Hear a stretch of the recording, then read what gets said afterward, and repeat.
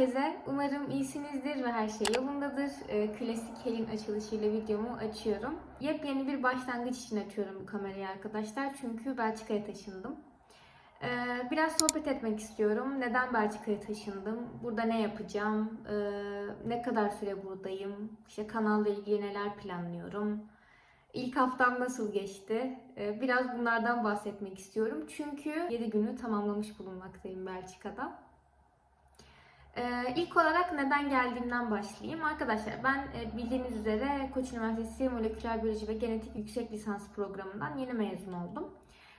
Buraya da doktora yapmak için geldim aslında. Normal şartlarda yüksek lisanstan mezun olmayı planladığım tarih Şubat gibiydi. Yani şu anda aslında mezun olurum ve doktora arayışına girerim diye bir planım vardı.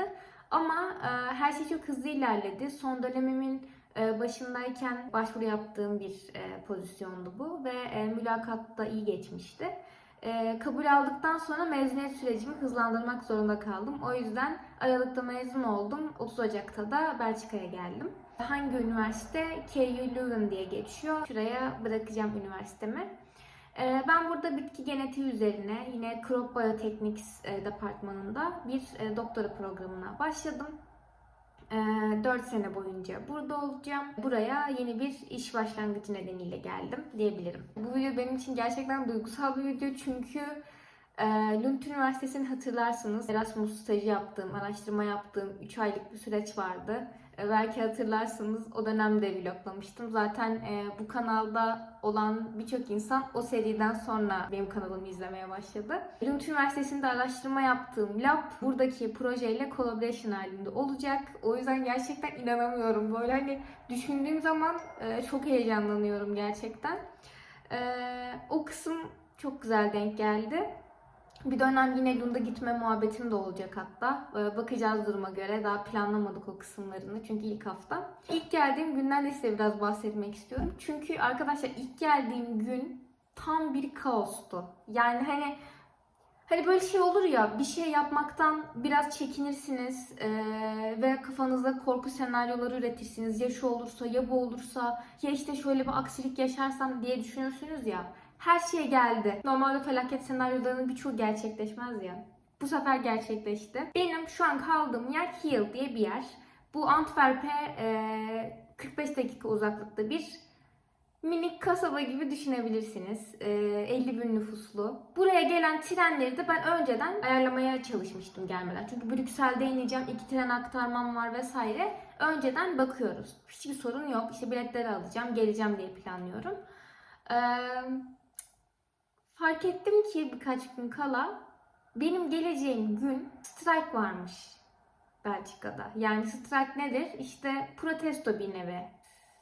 Bu yüzden de çalışan trenler çok belirsiz. Normalde her saat varsa saat aralıkları artmış. İşte bir var bir yok görünüyor sistemde vesaire.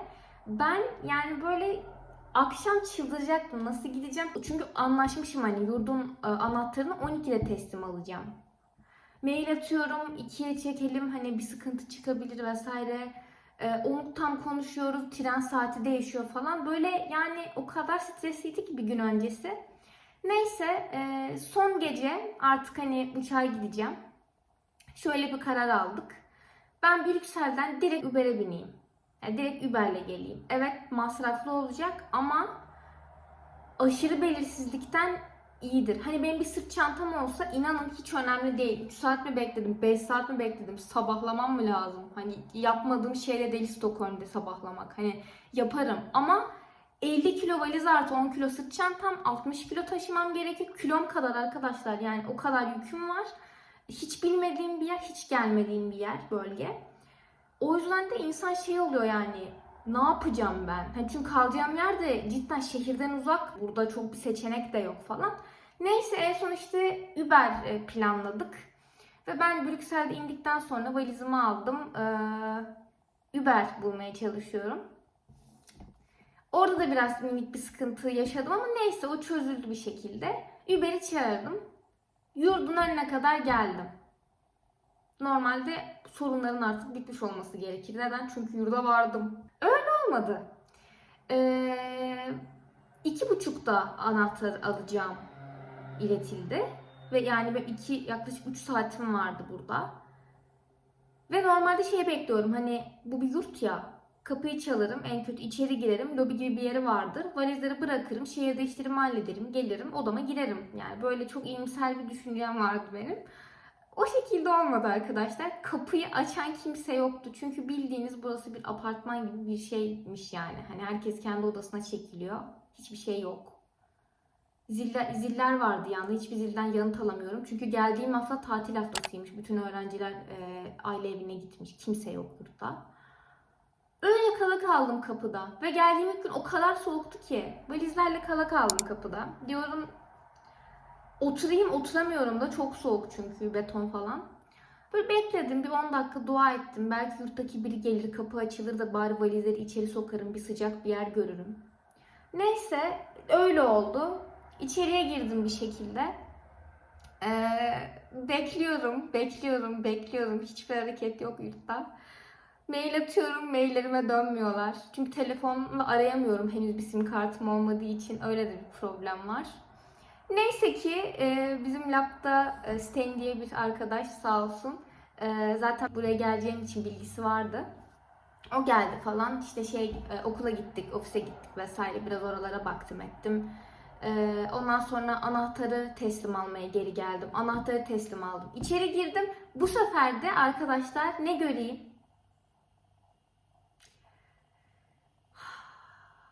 Odanın içi beklediğim gibi çıkmadı. Nasıl çıkmadı? Hani zaten yastık yok, yorgan yok, sandalye yok içeride. Sadece masa, yatak, şükür tuvalet banyom var ve gardırop. Okey. Ama yani böyle çok, nasıl diyeyim, sinirimi bozdu yani. Böyle ben bekliyorum. Gerçekten gireceğim. O da zaten temizlenmiştir. Her şeyi vardır. Ben ihtiyaçları alacağım. Sandalyese sandalye Ikea'dan sipariş ederim. Gelir falan. O kadar yani bir kafadayım aslında. Ama böyle bir moralim bozuldu. Bir de böyle hani arkadaşlar, ilk defa yurt dışına çıkmıyorum. İlk defa bir yerde uzun süre yurt dışında kalmıyorum. Buna rağmen odanın da herhalde ekstra boş olmasıyla geldi. O yüklendi bana. Muhtemelen son birkaç aydır yükleniyordu da odaya geldikten sonra. Ben böyle eşyalar attım, yatağa oturdum, başladım ağlamaya yani. Ve çözemiyorum. Şu an ne yaşıyorum? Niye ağlıyorum? Ne oluyor? Hani sanırım böyle süreç çok hızlı gelişti. Bir anda işte vize işlemleri, işte uçak bileti, oda ayarla, çat gel. Salak oldum. Gibi oldu. Son birkaç aydır sevdiklerimi bırakıyorum. Yani kocaman bir değişik, çok radikal bir karar vermişim yani. Hani Türkiye'deki bütün hayatımı bırakıyorum. İstanbul'daki 2,5 senelik evimi bırakıyorum. Ailemi bırakıyorum. Erkek arkadaşımı bırakıyorum orada. Ve tek başıma, hiç bilmediğim bir yerde, hiç bilmediğim bir düzende yeni bir hayat kurmaya geliyorum. Ama bu son birkaç ay dediğim gibi o kadar koşturmacalıydı ki ben hiç bunların farkına varmadım. Çünkü sürekli halletmem gereken bir iş vardı, belge vardı. Oraya git, buraya git, diploma işleri falan. Es geçmişim. Mi oluyor, duygularımı bastırmak falan mı oluyor? Öyle bir şey. Kısacası arkadaşlar, yepyeni bir düzen, yepyeni bir hayat. Bir şekilde işler hallolur. Belge işleri, daha yapmam gereken birçok işte belediye işi, banka işi, belge işi var. Ama inanın her şey hallolur. Sadece o içindeki boşluk herhalde zamanla düzeliyor. Düzelecektir diye umuyorum. Umarım güzel bir dönem başlar. Öyle umuyorum. O şekilde ilerliyorum bakalım. İleride neler olacak bilmiyorum ama umarım en güzel şekliyle, en hayırlı şekliyle ilerler diye umuyorum. Şimdilik okula alıştım. Yani zaten sakin, güzel, büyük bir kampüs. Lab'daki arkadaşlarımla tanıştım. Hocam bu hafta tatildeydi. Önümüzdeki hafta geliyor. O zamandan itibaren projeyle ilgili de, labla ilgili de düzenlemeler başlar diye düşünüyorum. Bakalım, size böyle bir giriş yapmak istedim arkadaşlar. Çünkü şu anki planımda artık yepyeni bir vlog düzeni gelecek. Nasıl olacak? Doktora ve lab hayatıma dair içerikler olacak. Bir de Belçika günlüklerim olacak tabii ki de. Günlük hayatım, seyahatlerim vesaire. Zaten aşina olduğumuz şeyler. Yeni bir dönem başlıyor benim için de, kanal için de. Umarım takip edersiniz. Yorumlarınızı her zaman bekliyorum. Fikirlerinizi her zaman yorumlarda belirtebilirsiniz.